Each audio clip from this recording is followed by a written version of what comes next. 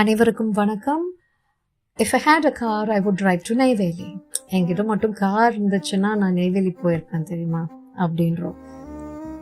எனக்கு மட்டும் இப்போ டைம் இருந்துச்சுன்னா நான் புதுசாக ஒரு லாங்குவேஜ் கற்றுப்பேன். இந்த இருந்துச்சா இது என்னது இருந்துச்சா, இது என்ன சொல்லுவாங்கன்னா கிராமரில் செகண்ட் கண்டிஷனல்னு சொல்லுவாங்க. ஒரு விஷயத்தை இமேஜின் பண்ணுறோம், ஒரு நடக்காத சுச்சுவேஷனை பற்றி ப்ரெசென்ட்லேயோ ஃப்யூச்சர்லேயோ ஏதோ ஒன்று அந்த மாதிரி ஏதோ திங்க் பண்ணுறோம் அப்படின்றது இதை செகண்ட் கண்டிஷனல்னு சொல்லுவாங்க. அப்போது அதன் அடிப்படையில் பார்த்தீங்கன்னா இது எப்படி வரணும்னா இஃப் யூஸ் பண்ணோம், பாஸ்ட் சிம்பிள் யூஸ் பண்ணோம், வுட் யூஸ் பண்ணோம், பேஸ் வேர்ப்ன்றது அந்த ஒரு வேர்டு எப்படி இருக்கோ அதே தான். இப்போ ரன்னு பார்த்தீங்கன்னா ரன், அதுக்கோட பாஸ்ட் டென்ஸ் என்னன்னு சொல்வீங்க ரன், ஆனால் ரன் தான் பேஸ் வேர்ப்.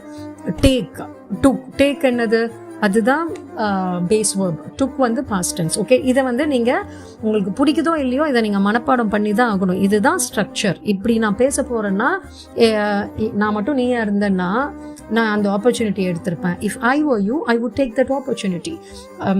நம்ம மட்டும் பீச்சுக்கிட்டே இருந்தோம்னா நம்ம டெய்லி நம்ம போயிட்டு இருந்திருக்கலாம். If we lived near the beach we would go there every day. அவளுக்கு ஆன்சர் தெரிஞ்சால் அவள் சொல்லுவா. If she knew the answer she would tell us. இது நல்லா புரிஞ்சுக்கிட்டீங்க அப்படின்னு சொன்னால் இப்படி இந்த ஸ்ட்ரக்சரில் தான் நீங்கள் பேசணும். அப்போ இதை நீங்கள் பழக தான் நம்மளோட சேனல் மூலியமாக இது நம்ம சேர்ந்து நம்ம கற்றுக்குறோம். அவ்வளோதான். இங்கே நான் சொல்லி கொடுக்குறேன்னா நீங்கள் சொல்லி கொடுக்குறேன்னா அந்த பேச்சுக்கே இடம் கிடையாது. நம்ம யாரும் பிரிட்டிஷ் ராஜாவும் கிடையாது, ராணியும் கிடையாது. அதே மாதிரி இந்த தளத்தில் பார்த்தீங்க அப்படின்னு சொன்னால் நம்ம ஒரு யூனிவர்சல் லாங்குவேஜ் இங்கிலீஷை அக்செப்ட் பண்ணி நம்ம அதை இன்னுமே மேம்படுத்த கற்றுக்க ட்ரை பண்ணுறோம். அவ்வளோதான்.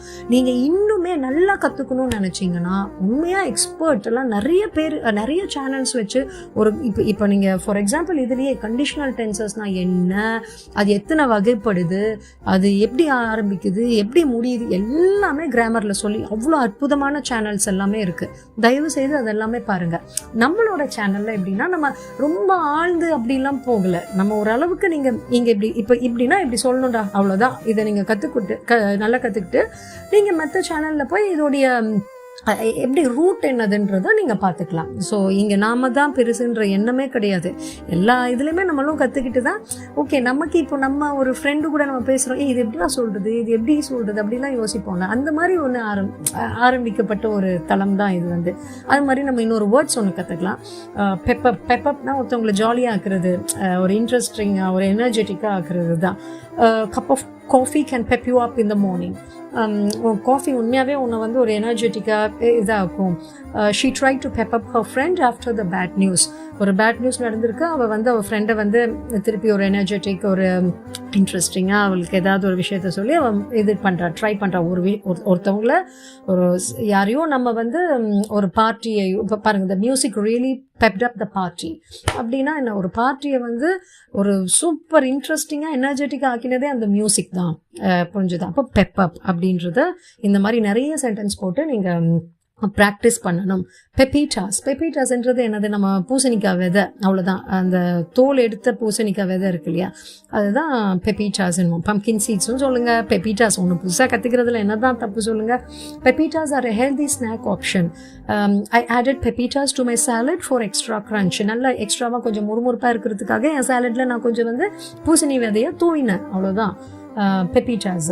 ஸோ இது மாதிரி she sprinkled pepitas on top of the soup. சூப்புக்கு மேலே கொஞ்சோண்டு பூசணி விதையை தூவினேன். இடியம்ஸ் இதை எப்படி சொல்லுவோம், நம்ம தமிழில் நிறைய சொல்லுவோம்ல, நம்மளுக்கு ஒரு ஸ்லாங் இருக்கும். நம்மளோட என்ன சொல்கிறது, ஆமாம் விளங்கிடுச்சு அப்படின்லாம் சொல்லுவோம்ல. இதுக்கெல்லாம் நீங்கள் எந்த லிட்ரல் டிரான்ஸ்லேஷன் எடுக்கலாம் சொல்லுங்கள், ஒன்றுமே இல்லை. அது மாதிரி இவங்களும் நிறைய நம்ம நிறைய வார்த்தைகள் யூஸ் பண்ணாமல் இந்த மாதிரி இடியம்ஸ் அதெல்லாம் கொஞ்சம் கற்று வச்சுக்கணும். அது ஒரு ஃப்ரேஸாக யூஸ் பண்ணலாம். எப்படின்னா to the moon and back. எனக்கு உன்னை ரொம்ப பிடிக்கும், அவன் சொல்லுவோம்லப்பா வானம் பூமி அந்த அளவுக்கு பிடிக்கும் அப்படின்னா, I love you to the moon and back. She loves her children to the moon and back. He said he would always love her to the moon and back. அந்த மூன் அண்ட் பேக்ன்றது அவ்வளோ பிடிக்கும். அது அப்படி சொல்கிறது. Above போர்டுனா ரொம்ப ஆனஸ்டாக இருக்கிறது. எல்லாமே ஒரு ரூல்ஸ் லா அதுக்குள்ளே நம்ம ஆனஸ்டாக பண்ணுற ஒரு விஷயம். They run their business in an above board manner. செம்ம ஆனஸ்டாக பண்ணாங்கப்பா, அவ்வளோதான். Every thing about the project was open and above board. பயங்கர ஆனஸ்டாக இருந்துச்சு. அதுதான், அது வந்து ஒரு அபவ் போர்ட் அவ்வளோதான். அந்த deal was completely above board அப்படின்னு சொன்னால் ரொம்ப நேர்மையாக இருக்கிறது. அவ்வளோதான். நன்றி, வணக்கம். நெக்ஸ்ட்